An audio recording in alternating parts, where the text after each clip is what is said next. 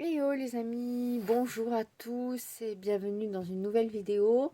Aujourd'hui nous sommes le 31 mai et pour faire la conclusion de ce mois de mai, on va faire une conclusion sur un mois donc pluvieux et assez frais.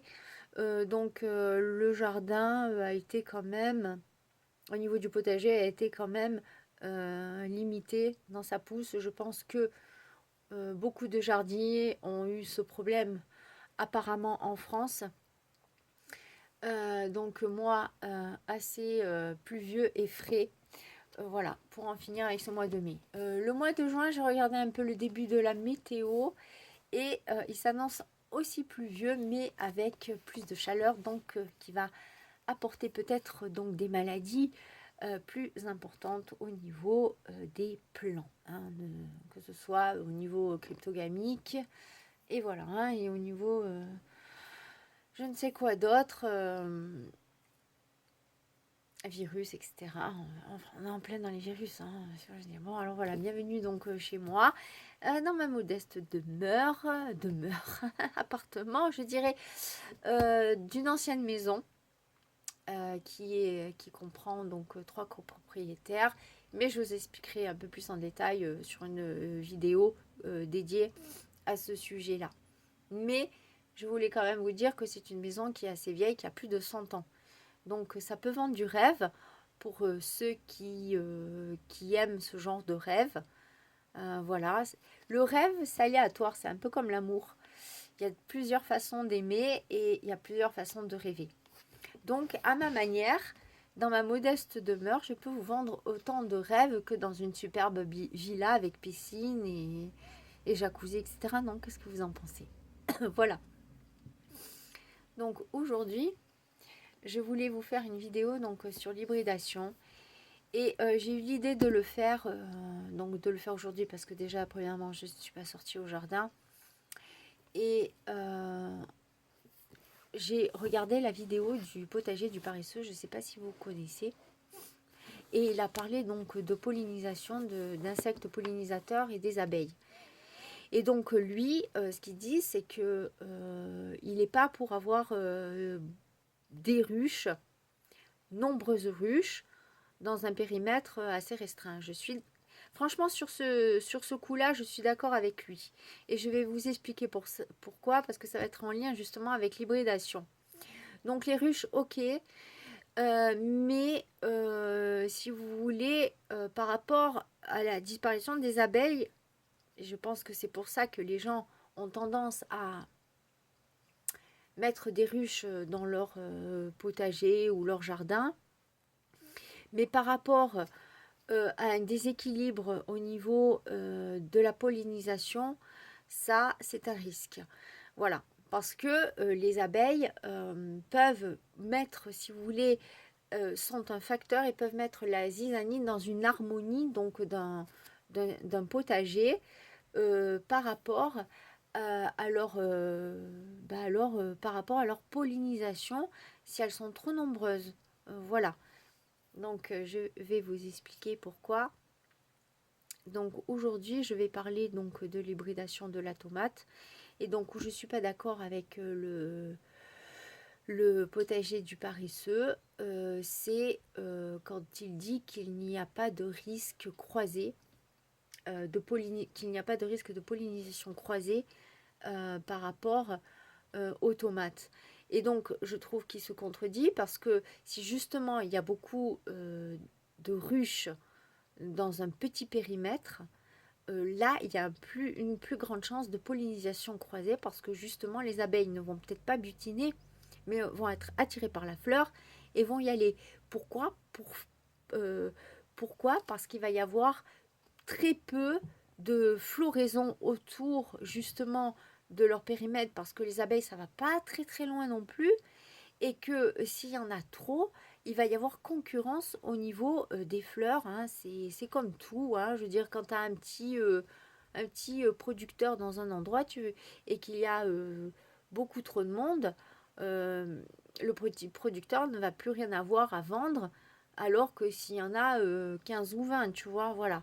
Donc ça fait un peu ça, et c'est là je suis d'accord, mais par contre, lui où je ne suis pas d'accord, c'est que là, il dit que justement, il n'y a pas de risque de pollinisation croisée parce que la tomate, donc je me suis fourni de documents officiels, hein, si vous voulez, parce qu'il dit que donc la tomate est auto-fertile, est auto-féconde, ça on est d'accord, mais le risque de pollinisation croisée, justement, est fait par ce genre d'insectes pollinisateurs qui vont sur le genre tomate. Alors, pour preuve, je vais vous le prouver d'ailleurs, et pour preuve, donc je me suis fourni de ce merveilleux livre qui est La semence de Cocopelli. Je vous montre l'épaisseur, qui est un superbe livre qui m'a été offert par quelqu'un, et j'en suis très très heureuse d'avoir eu ce livre, et je vous en fais pas. Alors je vais pas tout vous spoiler bien sûr, mais on va parler donc dans ce livre. Éventuellement, si vous avez des petites questions, je pourrai y répondre grâce à ce livre. Mais on va parler essentiellement d'hybridation sur ça. Il n'y a pas d'erreur. Et vous allez voir que eux concluent qu'il y a un risque de pollinisation croisée, donc d'hybridation. Alors, la pollinisation. Pour les jardiniers souhaitant récolter leurs propres semences de tomates, il reste à déterminer les risques de pollinisation croisée ou risques d'hybridation naturelle entre les différentes variétés de tomates poussant côte à côte dans les jardins. Vous entendez le bruit? C'est les voisins qui sont tout en dessous qui font du bruit. Il n'y a pas, le problème de ces maisons, c'est qu'il n'y a pas d'isolation entre. Et c'est terrible, on entend tout. Le stigmate de la tomate, bref, devient, quand ils claquent les portes, etc., c'est pénible, c'est horrible, on dirait qu'ils sont à côté. Qu'est-ce que j'étais bien quand il n'y avait personne pendant 5 ans, c'était waouh. J'avais la maison pour moi toute seule, c'était magnifique. Et d'ailleurs, ça, c'est un gros perturbateur. Allez, je continue, je continue. Désolée. Vous entendez? Le stigmate de la tomate devient réceptif un jour avant que la fleur ne s'épanouisse. Ok ? Le pollen commence à se répandre un peu plus tard, mais cependant également avant que la fleur ne s'épanouisse. Le stigmate reste réceptif et le pollen continue de se répandre tant que la fleur est ouverte, à savoir une journée à une semaine en fonction des conditions prévalentes. Le niveau de pollinisation croisée chez les tomates est déterminé par un certain nombre de paramètres, donc existants. Caractéristiques propres à la variété, telles que la longueur du style. Les fleurs de tomates sont parfaites et auto-fécondes, ça on n'en discute pas. Le mode de reproduction des tomates est ainsi une autogamie préférentielle, ok, on n'en discute pas non plus. Sauf que dans les variétés modernes, le pistil n'émerge jamais à l'extérieur du cône d'étamines fusionnées ensemble.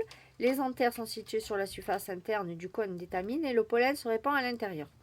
Comme les fleurs sont tournées vers la terre, le pollen tombe sur le stigmate, générant une autofécondation. Ok ? Donc, par contre, de nombreuses variétés anciennes, ainsi que les variétés qui ont hérité des gènes de Lycopersicon pimpinellifolium, donc je vous ai mis la photo ici sur le net, c'est les mini tomates, vous voyez ? Voilà, les toutes petites tomates, genre les tomates cerises, etc. Donc ça, c'est la famille Pimpinellifolium. Ou d'autres espèces sauvages de Lycopersicon ont un pistil qui émane du cône d'étamine et qui est donc exposé aux pollinisateurs. Ces variétés ont donc beaucoup plus de chances d'être croisées. Ok, mais les autres ont des chances aussi. Mais celle-là, beaucoup plus. Ok. Donc, conditions environnementales modifiant la longueur du style. Le professeur Messiaen, dans son excellent ouvrage Le potager tropical, précise que l'on peut observer chez les tomates dans des conditions tropicales une tendance à l'allongement du style. Il semble que l'allongement du style soit provoqué par l'intensité solaire, la longueur des jours et le ratio carbone-azote. Vous vous rendez compte un peu la plante adaptative, quoi. Là, on voit sur la photo une abeille butinant une fleur de tomate dans les jardins de Cocopelli au Verdon. Là, vous la voyez, que là, j'ai mon chat à côté de moi qui m'empêche de poser bien le livre. Vous voyez ou pas? Voilà. Présence d'insectes pollinisateurs. Brou, je te gêne pas là? Attendez, regardez. Coucou Boubou, t'es où Boubou? Boubou, c'est l'intellectuel de la maison. Ah non, je te jure. Présence d'insectes pollinisateurs. On continue, j'essaye de faire court quand même. La plupart du temps, les fleurs de tomates n'attirent pas les pollinisateurs, ok? Donc cependant, et ce d'autant plus que d'autres sources de pollen sont facilement accessibles. Mais si vous ne les avez pas, ces sources de pollen, forcément, les pollinisateurs vont être attirés. Et surtout, si vous avez beaucoup de ruches autour de vous.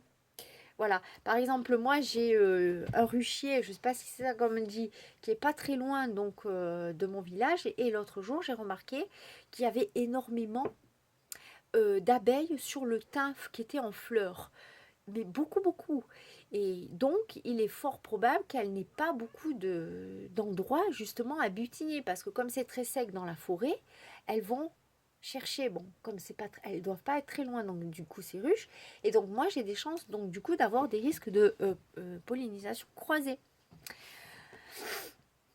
Alors, le pollen sont facilement accessibles. Cependant, les jardiniers nous ont signalé en France même que certaines variétés de tomates étaient visitées par des insectes, abeilles ou gros bourdons noirs.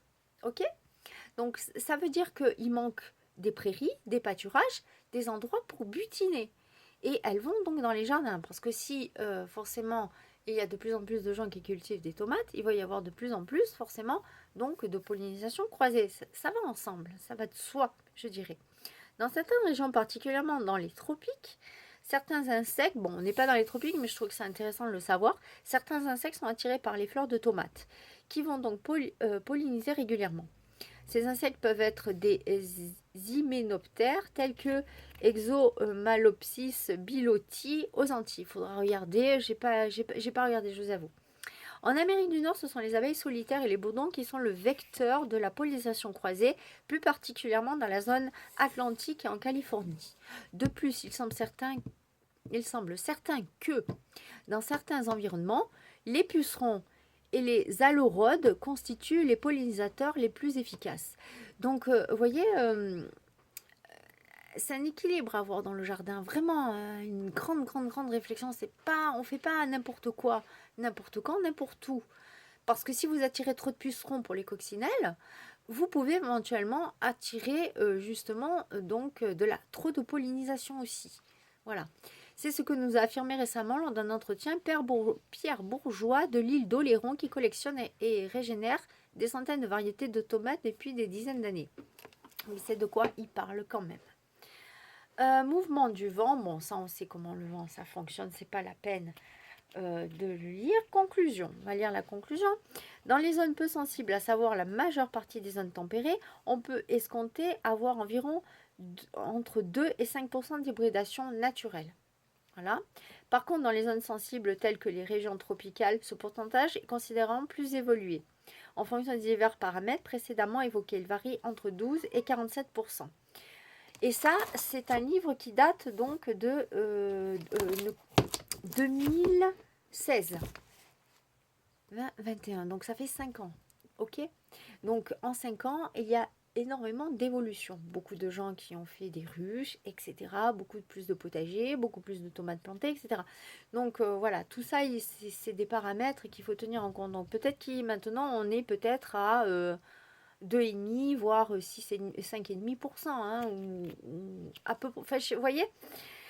Donc il est indispensable d'observer la configuration florale de chaque variété ainsi que l'activité des insectes dans l'environnement. Ben, moi, vous voyez, j'ai observé par exemple qu'il y avait beaucoup plus d'abeilles cette année. Ok.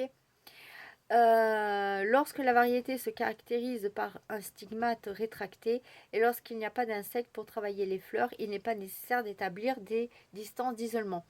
Et moi, vous voyez, donc ce que je disais, c'est que je trouve, j'ai mis mes tomates un peu trop près quand même par rapport justement à la pollinisation croisée.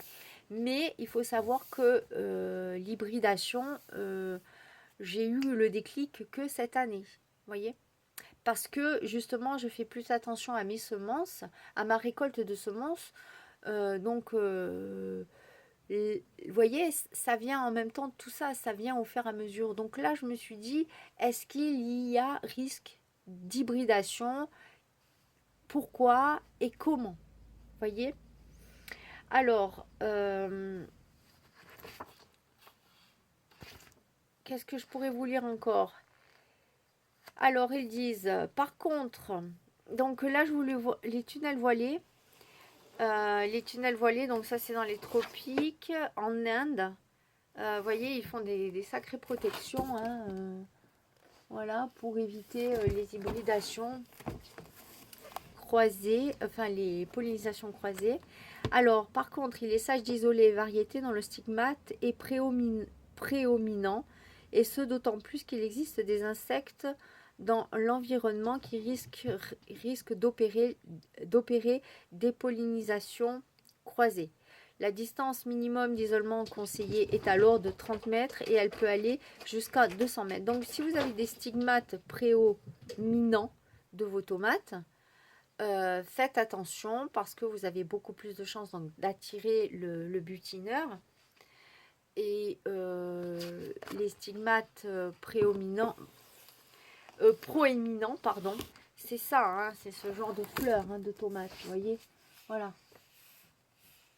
assez grosses, comme je vous ai fait voir dans le jardin. Autant j'ai les petites, je vous montrerai, d'accord? Voilà, parce que je voudrais pas que ça aille trop loin la vidéo. Alors, donc entre 30 mètres et 200 mètres. On peut dans ce cas diminuer les distances d'isolement en plantant entre les variétés des espèces végétales regorgeant de nectar de pollen. On peut faire ça aussi, vous voyez, pour alimenter donc les butineurs. Voyez. Lorsque l'on souhaite cultiver un certain nombre de variétés pour la production de semences, la solution la plus simple semble dans ce cas d'isoler chaque variété sous un tunnel de moustiquaires ou d'autres tulles à fine maille. Sans protection par tulle, la distance d'isolement conseillée est alors de 500 mètres à 1 km, en fonction des insectes pollinisateurs. Les jardiniers ou jardinières très méticuleuses peuvent également pratiquer une pollinisation contrôlée en ligaturant les fleurs avant leur épanouissement afin de forcer l'auto-fécondation. Donc voilà, ça c'est un truc qui m'intéresse aussi manuellement de procéder à l'autofécondation manuellement, vous voyez, en ligaturant les fleurs, etc. Mais bon, je ne sais pas encore. Donc ça serait planter. Donc ce que vous pouvez faire pour éviter justement donc les pollinisations croisées, si vous avez des tomates assez près, si vous avez un petit jardin, si vous n'y avez pas pensé, si vous avez constaté qu'il y a plus de pollinisateurs, type abeilles, bourdons, etc. Ce que vous pouvez faire donc c'est mettre donc beaucoup de fleurs, de plantes entre les tomates qui sont riches justement en pollen, et voilà. Soit vous mettez donc des filets sur vos tomates, vous voyez.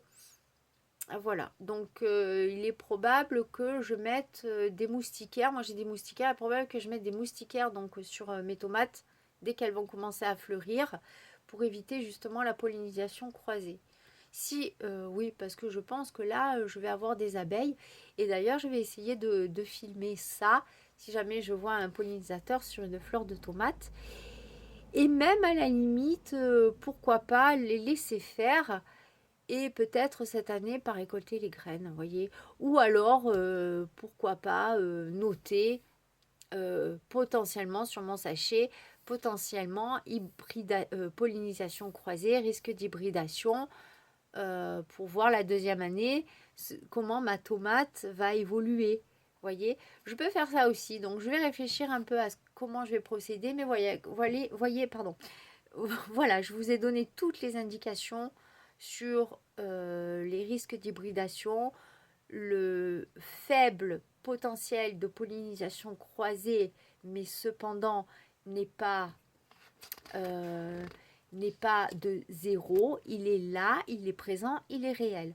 Donc si vous voulez des tomates de l'espèce pure, voilà, il faut faire, donc voilà ce qu'il faut faire. Et j'espère que ça vous donnera quelques petites indications, que ça vous aiguillera pour, si vous êtes intéressé pour faire correctement vos semences. Voilà, je vous laisse là, je vous dis à plus tard pour une prochaine vidéo. Portez-vous bien, ciao, à plus.